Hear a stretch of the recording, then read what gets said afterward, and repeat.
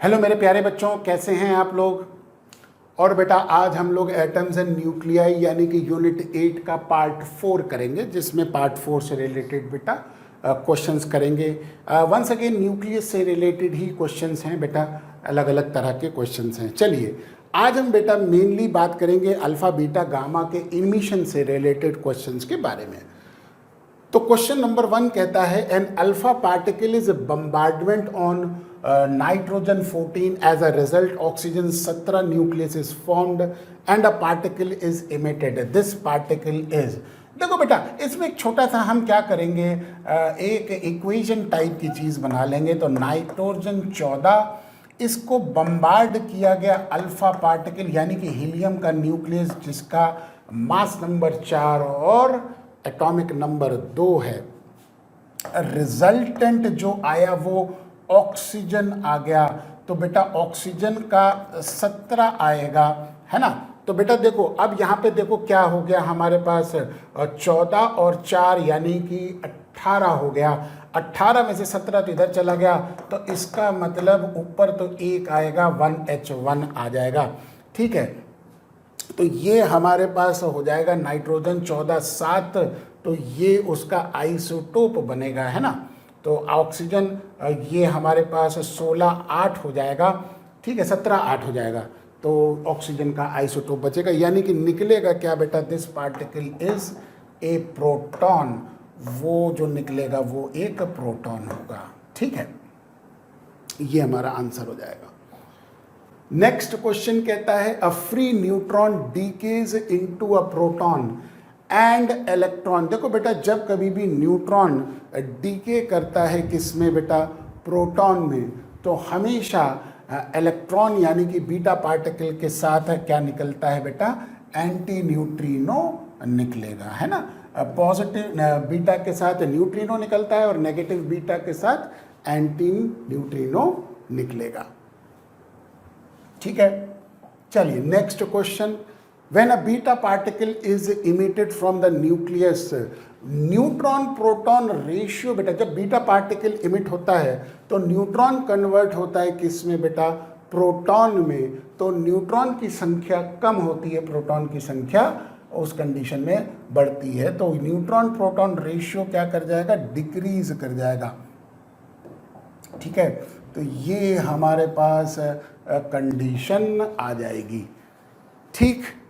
चलिए next question देखते हैं। क्वेश्चन कह रहा है इन 1 अल्फा एंड 2 बीटा इमिशंस, ठीक है।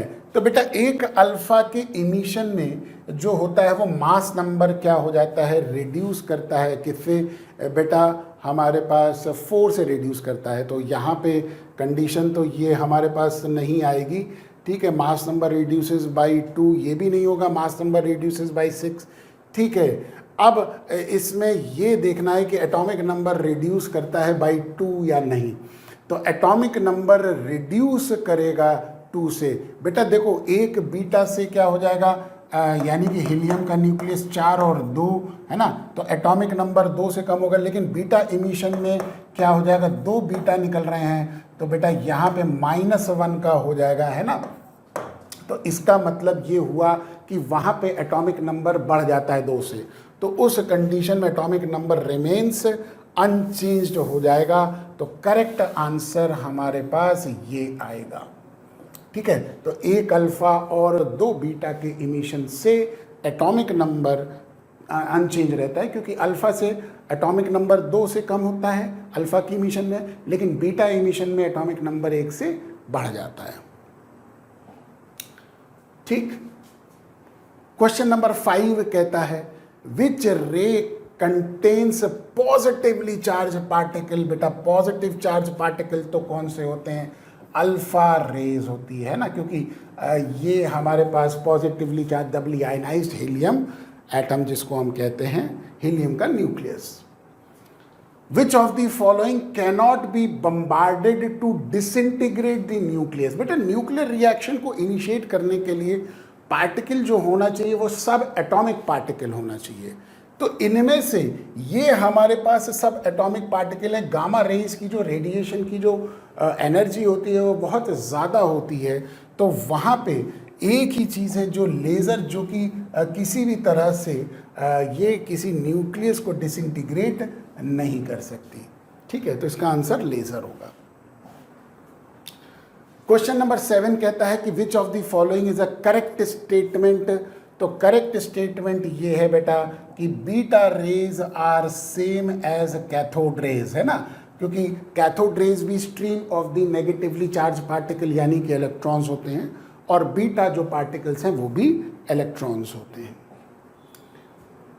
क्वेश्चन नंबर 8 कहता है इन द रिएक्शन। अब देखो बेटा हमारे पास कोई भी हमारे पास एलिमेंट x वो ट्रांसफॉर्म कर रहा है एलिमेंट y में, तो हमारे पास x जो हो गया 23492 हो गया, ये ट्रांसफॉर्म कर रहा है y में 22287 हो गया।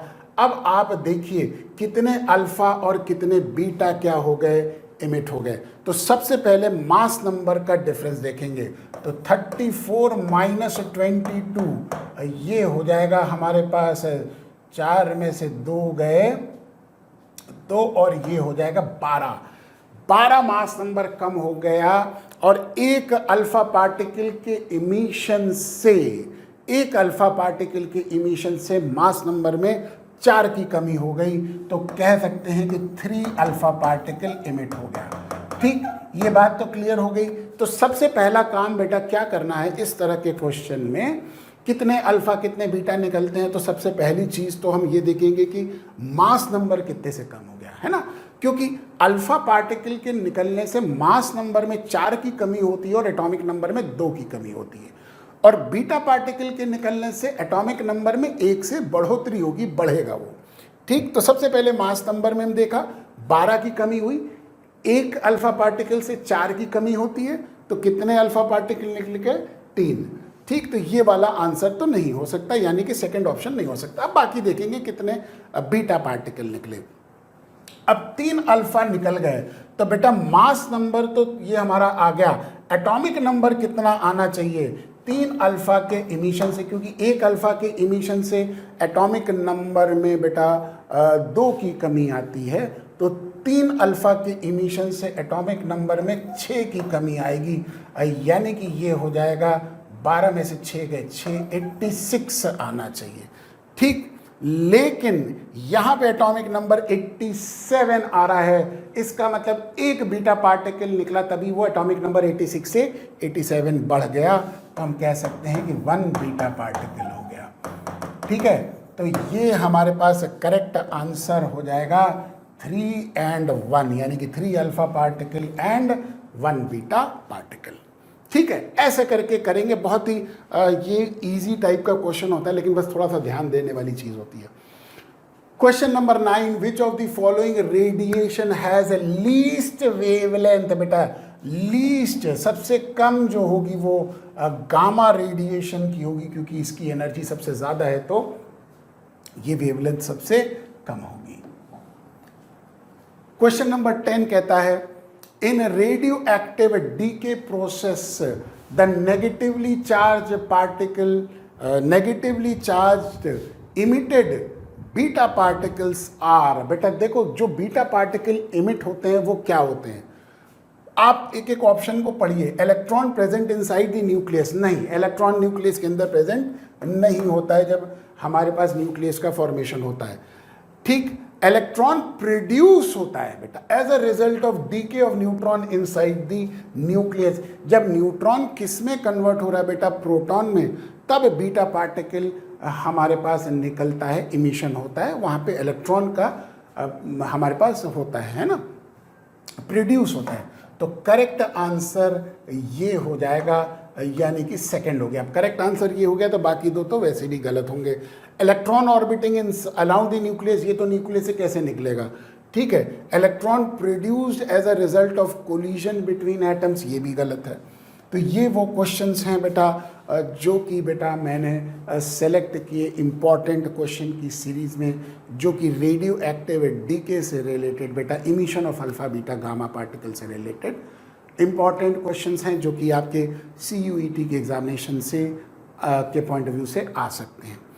चलिए आज आप इतने ही के लिए बात करेंगे, बाकी बातें नेक्स्ट क्लास में करेंगे। तब तक के लिए बेटा पढ़ते रहिए।